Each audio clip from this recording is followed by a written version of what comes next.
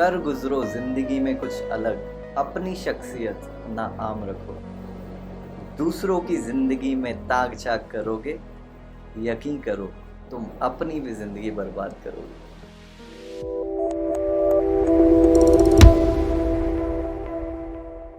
अपने काम से काम रखो, माइंड योर ओन बिजनेस।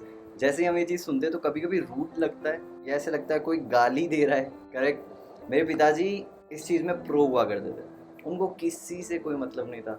अपने काम से काम रखना, काम पे जाना, काम से घर पे आना, टीवी शीवी देखना, जिन लोगों से बात करनी है उनसे बात की और सो जाना। तो ये बहुत ही अमेजिंग टॉपिक है जिसमें मैं डिस्कस करना चाहता हूँ ना। इतना सा ही नहीं बात करना चाहता मैं, एक बहुत खूबसूरत आर्टिकल पढ़ा था मैंने बाय आर्ट ऑफ लिविंग। सो उससे कुछ मेरी लर्निंग्स है वो मैं शेयर करना चाहता हूँ। सो इस वीडियो को पूरा देखना, I promise it will help you. So बहुत सारे लोगों को ये प्रॉब्लम है कि अपने काम से काम नहीं रखते हैं। अब मोस्टली मेरा वीडियो यहाँ पे भी बंद कर सकते हैं, बट प्लीज़ कोशिश कीजिएगा आप ना बंद करिए, क्योंकि सबकॉन्शियसली ये बहुत बड़ी प्रॉब्लम है जो आपको नहीं पता है। ट्राई कीजिएगा इस वीडियो को अच्छे से देखें, क्योंकि आपकी बहुत हेल्प कर सकता है। सो सबसे पहली चीज़, स्टार्ट करना कैसे है माइंडिंग योर ओन बिजनेस, या फिर अपने आप से मतलब रखना स्टार्ट करने का पहला तरीका है अपने आप से पूछो, क्या ये चीज़, ये बात, ये थॉट मैं कंट्रोल कर सकता हूँ?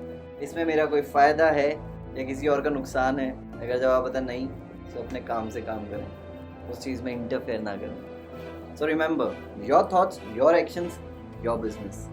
Others thoughts, others actions, their business, none of your business. उनके थॉट्स, उनके एक्शंस वो उनका बिजनेस है, आपका नहीं है। सब अपने काम से काम रखें। कुछ एग्जाम्पल्स देता हूँ जिसका मतलब है अगर आप वो नहीं कर रहे हैं तो आप अपने काम से काम नहीं रख रहे। Few examples of not minding your own business. Number 1, except others as they are. जैसे दूसरे लोग हैं उनको वैसा का वैसा एक्सेप्ट करो। अब इसका मतलब ये नहीं है किसी का बुरा बिहेवियर है आपकी तरफ तो आप उसको भी एक्सेप्ट कर लो। इसका मतलब ये नहीं है कि आपके घर में आपका भाई बहुत बड़ा प्रॉब्लम क्रिएट करके आ रहा है और आप उसको कुछ भी नहीं बोल रहे हो। आपका फ्रेंड एल्कोहलिक होता जा रहा है, आप उसको कुछ भी नहीं बोल रहे हो।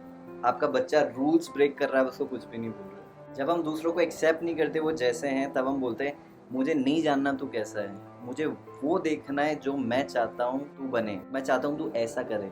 तेरी आइडेंटिटी क्या है उससे मुझे मतलब नहीं। कई सारे लोग ऐसी चीज़ें करते हैं जो हमको बोरिंग लगता है, ऐसी चीज़ों पे बिलीव करते हैं जिन पे हमको बिलीव नहीं है, या ऐसी बातें बोलते हैं, ऐसे काम करते हैं जिस पे हम लोग एग्री नहीं करते। तो ये उनका काम है ना, वो जो कर रहे हैं सोच समझ के कर रहे हैं, अपनी चॉइस से कर रहे हैं। उनको रिस्पेक्ट करो और एक्सेप्ट करो वो जैसे भी। Number 2, practice self awareness. अपने अंदर झाँक के देखो क्या चल रहा है। आपको सेल्फ ऑब्जर्वेंट होना पड़ेगा, आपको पता होना चाहिए अंदर क्या है। अंदर जो भी चल रहा है उसको इग्नोर नहीं करना है। हम अपने आप को 2 लोग लेके भी चल सकते हैं। एक इंसान वो जो ये सोचता है, जो भी हम सोचते हैं, और दूसरा इंसान वो ऑब्जर्व कर रहा है हम क्या सोचते हैं। Think about it. हम ऑब्जर्व कर सकते हैं हम क्या सोच रहे हैं, हम क्या बोल रहे हैं, हमारे माइंडसेट कैसे काम कर रहा है, हमारे पैटर्न्स क्या हैं। तो अपने काम से काम रखने का मतलब होता है हमें पता होना चाहिए हम क्या कर रहे हैं, इंस्टेड ऑफ वो क्या कर रहे हैं या वो क्या सोच रहे हैं या वो क्या बोल रहे हैं। सबसे बड़ा पंगा है ये। तो ऑब्जर्व करो आप क्या सोच रहे हो, वो एक दूसरे वाले इंसान को ये जॉब दे दो और फिर अपने आप से पूछो जो मैं सोच रहा हूँ वो इम्पोर्टेंट है क्या। हर एक थॉट को इम्पोर्टेंस देना ज़रूरी नहीं है। अपने आप को बोलो ये जंक मेल है, ये वेस्ट है, पे टाइम और एनर्जी देने की ज़रूरत नहीं है, उसको डिस्कार्ड करो, निकाल दो। कभी कभी होता है हमारे आगे गाड़ी चल रही होती है और बहुत स्लो चल रही होती है, हम शायद जल्दी में, हम फास्ट चल रहे हैं, उनको थॉट्स आती हैं ये पागल है क्या, इसको गाड़ी चलानी नहीं आती क्या, अबे BMW किसने दे दी इसको। तो वहाँ पे उस थॉट को ऑब्जर्व करो और अपने आप से पूछो मेरा इसको सोचने से क्या फ़ायदा है। नंबर 3, लोगों को जज किए बिना सुनो, उनको क्रिटिसाइज मत करो, कमियाँ मत निकालो उनमें, और स्पेशली उनको फिक्स करने की कोशिश मत करो, उनको सही करने की कोशिश मत करो। कभी कभी कोई जब आपसे बात करता है तो वो नहीं चाहता है कि आप उसको सही करो या फिक्स करो, वो सिर्फ चाहता है आप सुनो। हमारे साथ क्या होता है, कभी कोई प्रॉब्लम लेके आ जाए, हमें उसको फिक्स करना होता है, हमें दुनिया की सारी नॉलेज लेके उसको सही करना होता है। नहीं, कभी कभी ज़रूरत नहीं है, वो इंसान सिर्फ चाहता है आप उसकी सुनो और वही उसके लिए सल्यूशन है। सो जब हमसे कोई प्रॉब्लम शेयर करता है तो हम उसे जज करने की जगह या उसको ये फील करने की जगह कि यार ये बेचारा टूटा हुआ है, हम उसको सुन सकते हैं, उसको ऑब्जर्व कर सकते हैं और उससे सीख सकते हैं। क्योंकि हो सकता है कभी हम भी उसी सिचुएशन में आ जाएं, या हमारी खुद की शेयर ऑफ प्रॉब्लम्स, अपनी अपनी प्रॉब्लम्स होती है, तो शायद उससे कुछ सीखने को मिलता है। तो देयर इज अ रीज़न ना, एक रीज़न है क्यों 2 कान और 1 मुंह दिया गया है। नंबर 4, सबसे इम्पोर्टेंट और मेरा फेवरेट, आपके दिमाग में जितने सारे थॉट्स आ रहे हैं ज़रूरी नहीं आप सब पे बिलीव करें। समझ नहीं आया? समझाता हूँ। जब हम अपने काम से काम रखते हैं वो बहुत एनर्जी सेव करता है, क्योंकि हम लोग उस चीज़ पे फोकस कर रहे हैं जो हमको चाहिए इंस्टेड ऑफ जो हमको नहीं चाहिए। कपड़े खरीदने जाते हो तो सब चीज़ की पूरी दुकान में से, शोरूम से चीज़ें उठा के प्राइस चेक करते हो या सिर्फ उस चीज़ की चेक करते हो जो आपको चाहिए? आप अपने आप को आंसर कीजिए इसका।